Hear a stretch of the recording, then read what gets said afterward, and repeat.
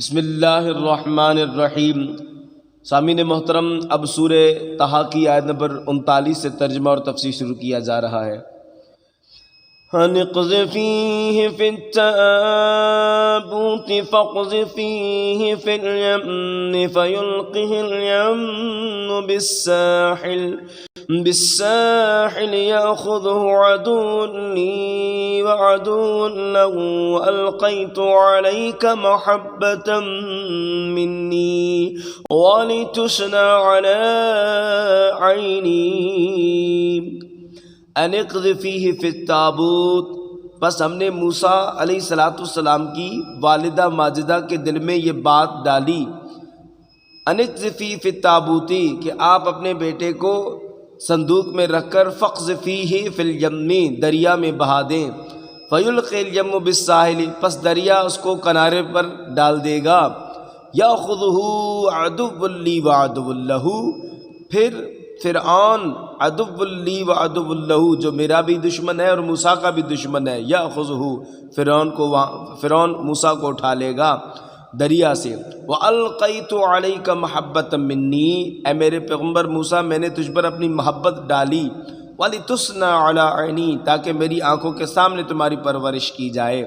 سامعین محترم، اس آیت کریمہ میں بتایا جا رہا ہے کہ اللہ تعالیٰ نے جناب سیدنا موسیٰ علیہ السلام کو کس طرح فرعون کی ظلم و ستم سے بچپن میں محفوظ فرمایا، اور پھر فرعون اللہ کا دشمن ہے اور نبی کا بھی دشمن ہے۔ رب تعالیٰ نے پھر فرعون کے گھر کے اندر جناب سیدنا موسیٰ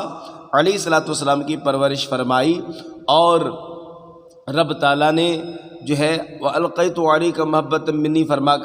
فرما کر یہ واضح کر دیا کہ اے میرے نبی موسیٰ، میں نے تجھ پر اپنی محبت ڈالی، وَلِتُصْنَعَ عَلَىٰ عَيْنِي، اور میں نے اپنے دشمن کے اندر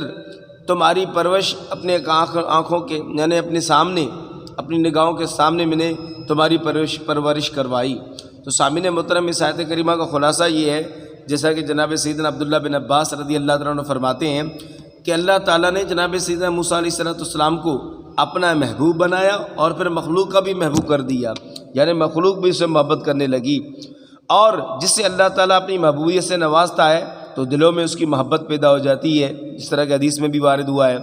یہی حال جناب سیدنا موسیٰ علیہ السلام کا تھا، جو بھی آپ کو دیکھتا اس کے دل میں آپ کی محبت پیدا ہو جاتی، وہ آپ پر فدا ہونے لگ جاتا تھا۔ حضرت قتادہ رضی اللہ تعالیٰ عنہ فرماتے ہیں جناب سیدنا موسیٰ علیہ السلام کی آنکھوں میں ایسی ملاحت تھی جسے دیکھ کر ہر دیکھنے والے کے دل میں جناب سیدنا موسیٰ علیہ السلام کے لیے جو ہے محبت